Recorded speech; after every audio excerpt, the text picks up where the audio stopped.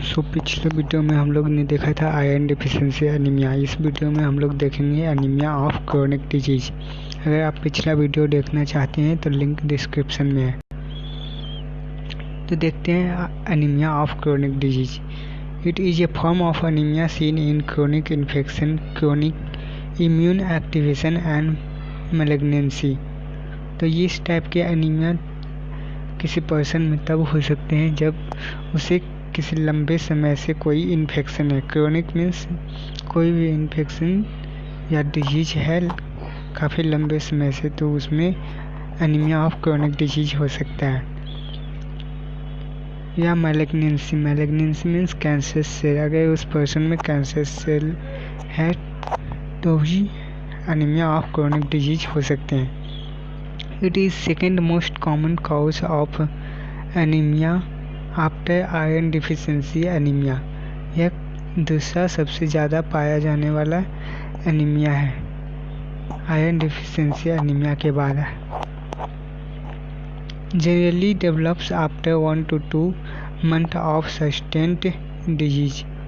यह एनीमिया तब हो सकता है जब किसी पर्सन को 1 या 2 से ज़्यादा महीने से कोई इन्फेक्शन है या कोई डिजीज है। कॉजेज, क्या क्या कॉजेज हो सकते हैं जिससे एनीमिया ऑफ क्रोनिक डिजीज होगा। इम्पेयर रीनल फंक्शन और क्रोनिक इन्फेक्शंस और malignant disease, chronic liver disease, folic acid deficiency, splenomegaly, hepatitis. ये सब कॉजेज हैं जिससे एनीमिया ऑफ क्रोनिक डिजीज हो सकता है। अगर उस पर्सन में रीनल फंक्शन काफ़ी समय से वीक है या ख़राब है, कोई रीनल इन्फेक्शन है, किडनी इन्फेक्शन है, तो उस पर्सन में chronic anaemia of chronic disease हो सकता है। या लंबे समय से कोई भी इन्फ्लामेटरी डिजीज या कोई भी इन्फेक्शन अगर है तो उसमें एनीमिया ऑफ क्रोनिक डिजीज हो सकता है। या मैलिग्नेंट डिजीज, कोई भी कैंसर सेल उसकी बॉडी में है तो एनीमिया ऑफ क्रोनिक डिजीज हो सकता है। या क्रोनिक लिवर डिजीज मीन्स लंबे समय से कोई लिवर का डिजीज है। या फोलिक एसिड डिफिशिएंसी, अगर उस पर्सन में फोलिक एसिड का डिफिशिएंसी है तो भी anaemia of chronic disease cause कर सकता है। या स्प्लिनोमेगली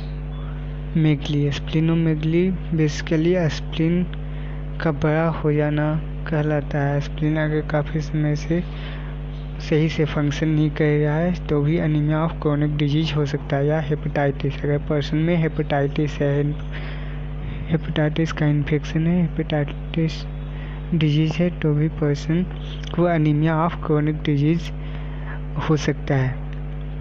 तो अब हम देखेंगे उसके एनीमिया ऑफ क्रोनिक डिजीज़ के डायग्नोसिस, किस किस तरह से हम पता लगा सकते हैं कि उसे एनीमिया ऑफ क्रोनिक डिजीज है या नहीं।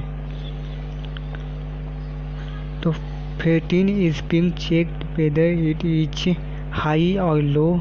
If high then patient having chronic anaemia, if low then patient having iron deficiency anaemia. तो हम उस पर्सन में फेटिन की मात्रा देखते हैं। फेटिन मीन्स आयरन का लेवल उस पर्सन में चेक करते हैं। अगर उस पर्सन का आयरन का लेवल मेंटेन नहीं है तो उसे आयरन डिफिशिएंसी एनीमिया हो सकता है।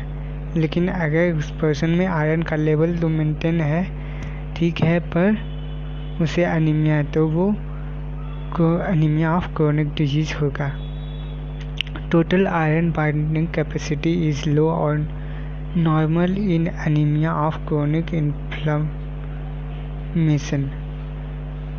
इसलिए फेटिन चेक किए क्योंकि आयरन डिफिशिएंसी एनीमिया में उसके आयरन बाइंडिंग कैपेसिटी लो हो जाते हैं, पर एनीमिया ऑफ क्रोनिक डिजीज में उसके आयरन बाइंडिंग कैपेसिटी जो है वो normal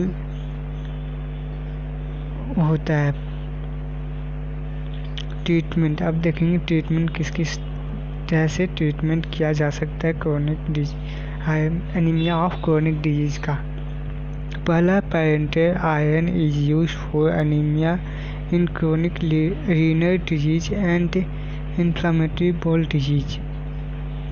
Erythropoietin is very useful, but this is costly and may be dangerous. तो उसे हम पैरेंटल रूट से आयरन दे सकते हैं अगर उसका किडनी फेल्योर है, किडनी वीक है, रीनल फंक्शन काफ़ी सही से काम नहीं कर रहा है, तो हम लोग पैरेंटल मीन्स IM या IV रूट से हम उसे आयरन दे सकते हैं।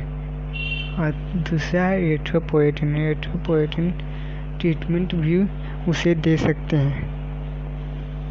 तो होप कहते हैं आपको यह वीडियो समझ में आया होगा। अगर वीडियो समझ में आया तो प्लीज़ लाइक और सब्सक्राइब ज़रूर करें।